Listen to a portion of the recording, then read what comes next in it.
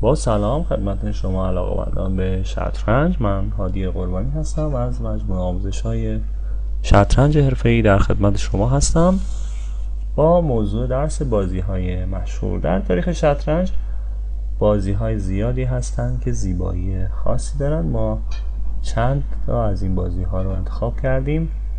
دو بازی اول از اندرسون و بازی‌های بعدی رو هم با هم خواهیم دید که از نظر اکثر کارشناسا این بازی ها بسیار زیبا هستند. ابتدا بپردازیم بازی جاودانه از اندرسون در مقابل کیزرتسکی. E4 E5 F4 گامبی شاه، ای در F4 فیل C4 وزیر H4 شاه F1. E5 حرکتی به منظور اینکه فیل سفید رو از قطر A2 G8 منحرف کنه، اما حرکت D6 بهتر بود. B5 فیل در B5 اسب F6 اسب F3 وزیر H6 دیس حمایت از پیاده E4 اسب H5 به منظور حرکت اسب G3، چرا که اگه با پیاده بزنه ما با وزیر H1 رو رخ H1 رو میزنیم. پس سفید باید پیشگیری کنه. اسب H4 حرکت جالب که اگر اسب G3 کرد بتونیم با پیاده بزنیم. وزیر G5 اسب F5 C6 G4. حرکت G4 فوق العاده است به خاطر اینکه آن پاسان نمیتونه بکنه سیاه. فیل C1 وزیر G5 رو خواهد زد. اسب F6 رخ G1 حمایت از پیاده G4. درسته که فیل B5 زیر ضربه، اما سفید قصد داره وزیری که در مخمسه و تنگنا قرار گرفته رو به دام بندازه. H4 وزیر G6 H5 وزیر G5 و حرکت وزیر F3 با طرح فیل در F4 گرفتن وزیر. از F8 یک راه رو برای وزیر باز میکنه. فیل در F4 وزیر F6 اسب C3 فیل C5 و اسب D5. در اینجا اندرسون میتونست حرکت جالب D4 رو انجام بده که سیاه نمیتونست D4 رو بزنه به خاطر ضعف خونه D6. پس فیل E7 هم میکرد اسب D5 وزیر C6 اسب D7 اسب E7 اسب D6. اگر شاه D8 از طرف و زدن رخ، اما اگر شاه F8 میکرد H6 و بعد D5 H در G7 رخ در G7 و فیل H6 کار سیاه تموم بود، چرا که رخ G7 آچمز هست و تهدید زدن وزیر در F7 مات وجود دارد. اما در بازی اسب D5 رو انجام داد. وزیر در B2 باز همینجا اسب C7 میتونست تمام کننده باشه برای سفید، اما حرکت فیل D6 رو انجام داد و طرح‌های ماتی در نظر اندرسون بود که سیاه در اینجا فیل در G1 رو انتخاب کرد که حرکت با علامت سوالی هست. اگر در اینجا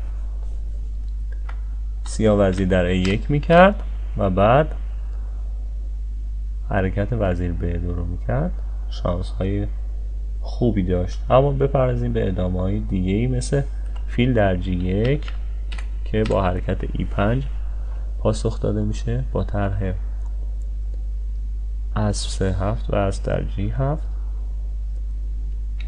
و E5 باعث میشه که مسیر دفاع وزیر A1 بسته بشه. اما اگر وزیر در G1 میکرد اسب در G7 فیل C7 مات میشد. در اینجا سیاه فیل در G1 رو انتخاب کرد. E5 همونطور که دیدیم مسیر حمله وزیر رو بست. البته قبل از اینکه ادامه اصلی رو ببینیم بذارید وزیر B2 رو بررسی کنیم. وقتی که فیل D6 کرد وزیر B2 شاه D2 فیل در G1 E5 فیل A6 هست شاه D8 وزیر در A8 فیل B6 وزیر در B8 فیل C8 اسب D5. بسیار مبهم هست و سفید حمله وحشتناکی داره، دفاع کردن سخت هست، اما کامپیوترهای وضعیت رو مبهم داره. اما بپردازیم به ادامه بازی. فیل در G1 E5 وزیر در یک شاه E2 اسب A6. باز هم در اینجا فیل A6 بهتر بود که البته باز هم برتری سفید بود.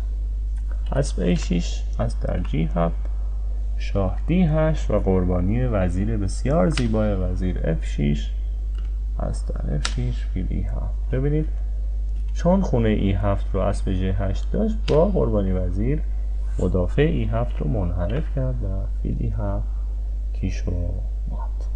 ببینید در آن زمان اصلا کامپیوتر وجود نداشت و به خاطر همین بازی واقعا خیلی زیباست که شخصی بتونه اینقدر محاسبه کنه و بتونه حمله های زیبایی با قربانی کردن دو رخ و وزیر انجام بده. به این بازی جاودانه میگن. بازی بعدی هم از اندرسون هست، به بازی همیشه سبز یا همیشه بهار معروف هست.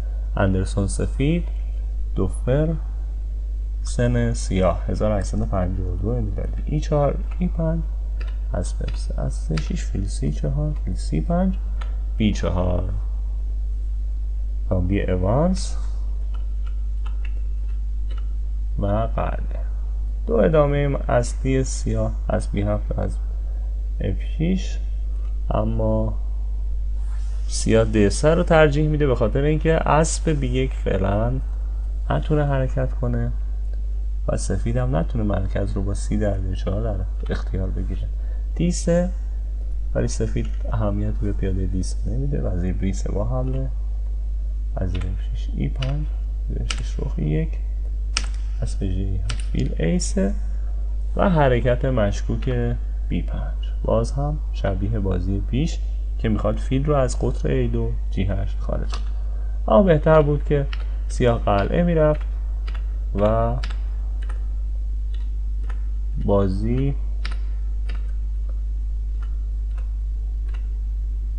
ادامه پیدا میکرد و سیاه به نظر جزئی برتری داشت، ولی خب موقعیت سفیدم به خاطر وجود دو فیل و حمله خوب بود. اما B5 وزیر در B5 رخ B8 وزیر A4 فیل B6 اسب BD2. سیاه در ازای پیاده چند زمان گرفته اما کافی نیست. در اینجا حرکت باز هم حرکت قلعه میتونست مثبت ثمر واقع بشه. فیل در D6 رو میتونست با فیل در D2 جواب بده. فیل در F2 اگر با اسب میزد که فیل از بین میرفت، و اگر با شاه میخواست بزنه رخ B2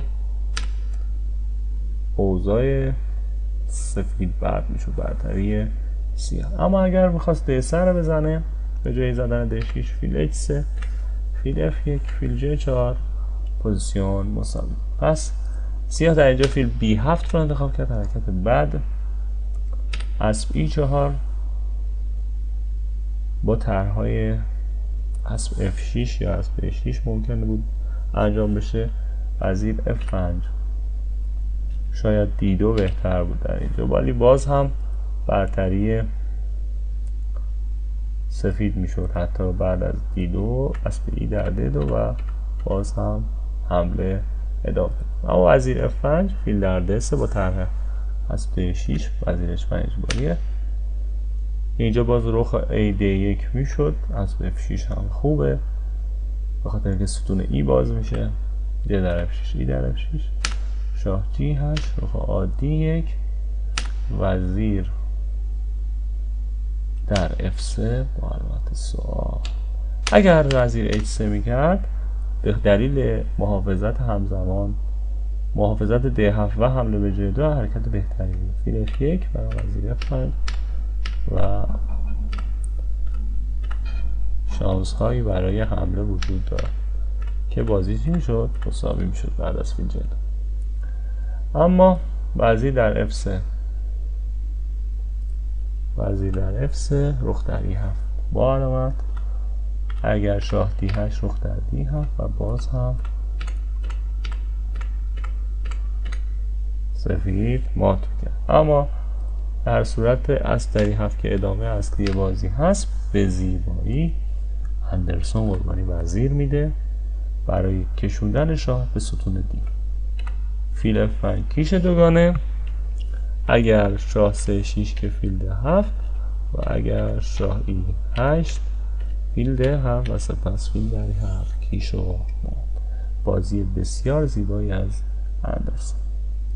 اما بازی بعدی رو ببینیم بین لویتفسکی و مارشال. مارشال یکی از بازیکنهای خوب اواخر قرن 19 و اوایل قرن 20 میلادی بود، اما هیچ موقع قهرمان جهان نشد چون هم اسرایی داشت مثل کاپابلانکا و لاسکر که اجازه قهرمان جهان شدن به ایشون رو نمیدادن. این بازی سیبا رو از مارشال میبینیم. مارشال سیاه هست. E4 E6 دفاع فرانسه. C5 بهتر فیل B4 و اسب F6 ادامه های متداول تریه. اسب F3 اسب C6 فیل E2 اسب F6 قلعه فیل E7 فیل G5 قلعه و D در 3 فیل 6. ببینید پیاده D5 منفرد هست و سیاه با فیل 6 دفاع میکنه اون رو. اسب D4 فیل در C5 و در اینجا فیل E3 بهتر بود. حمایت کامل از خونه بلوکه کننده پیاده D5 یعنی خونه D4.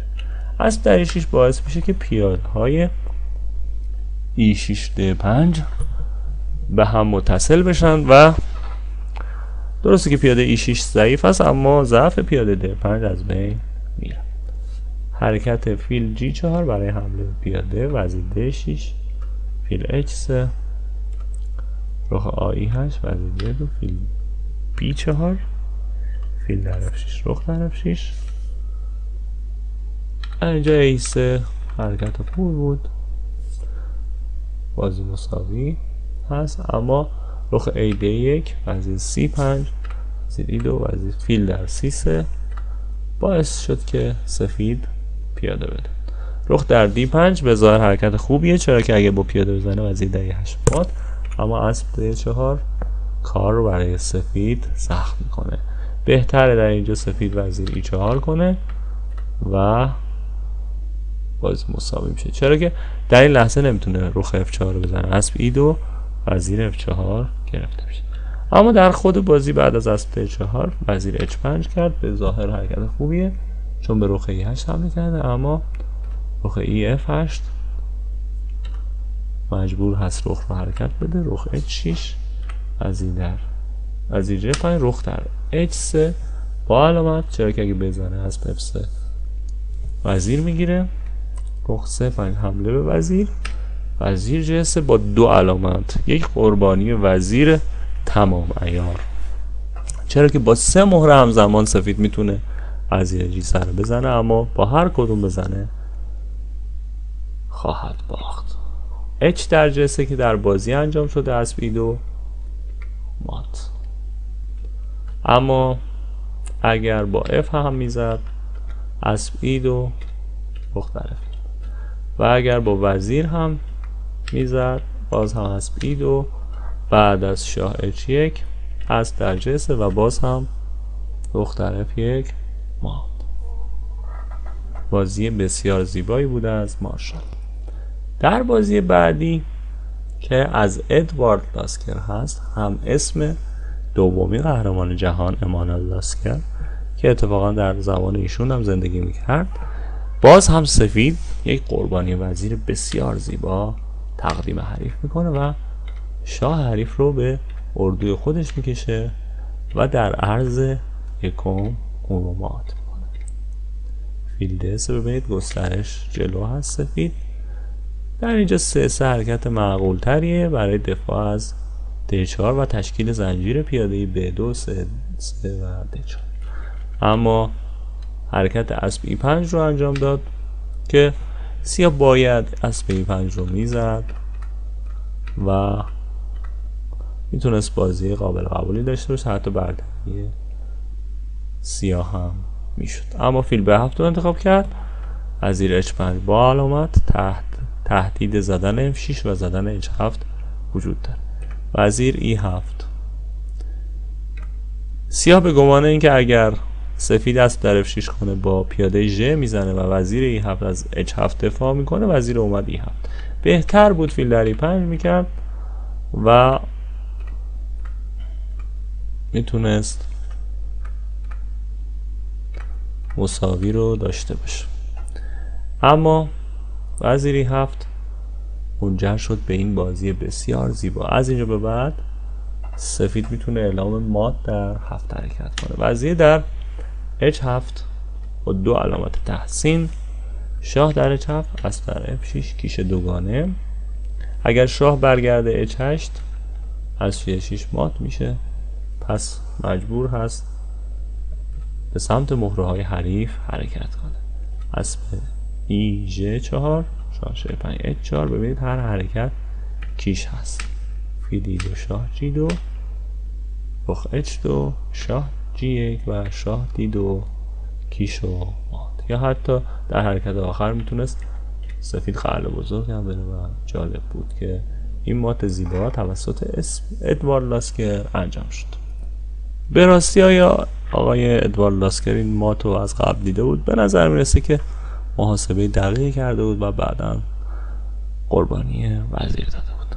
در بازی بعدی بین ادوین آدامز و کارلوس توره 1920 باز هم قربانی وزیر موضوع اصلی بازی هستش.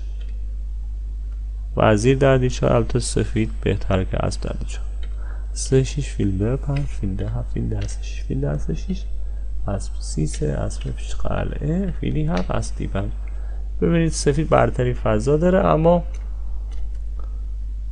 همونطور که میبینید خیلی برتری اون مشهود نیست. C در D5 C در D5. در اینجا اگر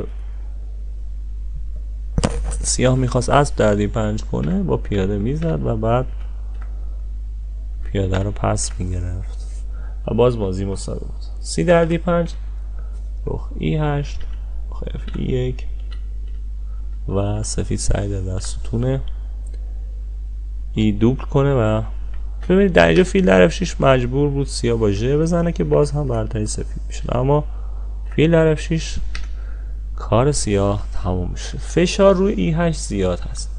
وزیر سیاه و رخ C8 دارن از E8 دفاع میکنن، اما سفید سعی داره وزیرش رو فدا کنه برای اینکه وزیر سیاه از دفاع E8 دست برداره. اگر بخواد وزیر رو بزنه رخ در E8 مات میشه، پس مجبور سیاه وزیرش رو حرکت بده. وزیر B5 باز هم وزیر C4 حمله همزمان به وزیر و رخ C8 که یکی از مدافعین D7 باید حرکت کنه. اگر رخ در C4 رخ در E8 و یه وزیر در C4 باز هم پس باید وزیر برگرده سر جای سابقش. وزیر C7 باز هم حرکت زیبا. وزیر B5 اجباری هست چون زدن C7 باز هم به مات منجر میشه. A4 حمله به وزیر، رخ E4 حرکت برنده، چرا که بعد از وزیر B5 وزیر در B7 کار سیاه تمام است. حالا هر حرکتی سیاه بکنه نمیتونه از E8 دفاع کنه. وزیر در B7 رخ در E8 رخ در E4 وزیر در B5 رخ در E1 با اسب میزنه، پس خطر ماتی سفید رو تهدید نمیکنه. وزیر A4 هم به باخت منجر میشه. رخ در A4 رخ در E1 رو با اسب در E1 جواب میده. بازی بعدی که آخرین بازی هست بین سفید زوکرتورت و سیاه بلکبرن سال 1883 که در لندن انجام شده. زوکرتورت هم یکی از حریفان اصلی ویلهلم اشتاینیتز، اولین قهرمان رسمی جهان بوده که در اینجا به زیبایی بازی رو میبره آقای زوکرتورت. دفاع انگلیسی D5 D4 اسب C3 اسب B5 منجر به تعویض فیل D6 میشه. سفید برتری 2 فیل میگیره و سعی میکنه بازی رو باز کنه با حرکت E4 E5 F4. ببینید حرکت F5 که در آینده انجام خواهد شد میتونه باعث باز شدن ستون F بشه و شاه سیاه رو متزلزل تر. حرکت G6 اجازه F5 نمیده. رخ E3 بهتر بود در اینجا رخ C6 میشد و اتفاقی برای سیاه نمی افتاد، اما F5 ضعیف هست به خاطر ضعف E6 و حرکت F5 فوق العاده جالب. F در G6 رخ C2 G در H7 فوق العاده موقعیت حساس هست. شاه H8 D5 کیش. ببینید فیل B2 از فرصت کیشش به زیبایی استفاده کنه. E5 وزیر B4 با 2 علامت تحسین از آقای زوکرت. ببینید اگر وزیر در B4 فیل در E5 و این رخ ها شاه سیاه رو مات خواهند کرد.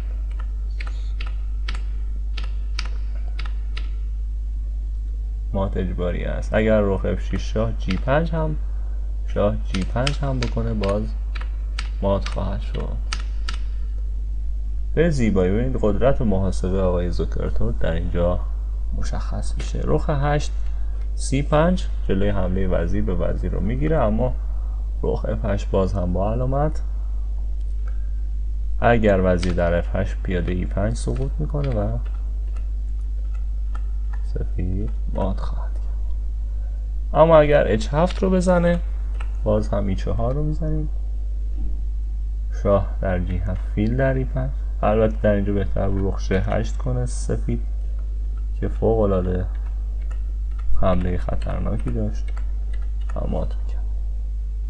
اما در اینجا فیل در E5 رو انتخاب کرد که باز هم به برد سفید منجر میشه. اگر فیل رو هم نمیزد مثلا شاه G8 میکرد وزیر در E7 باز هم سفید برنده بود. امیدوارم این بازی های جذاب مورد توجه شما عزیزان قرار گرفته باشه. قطعا بازی های زیبای دیگه هم بود که اما ما نتونستیم اونها رو در این موضوع بگنجونیم.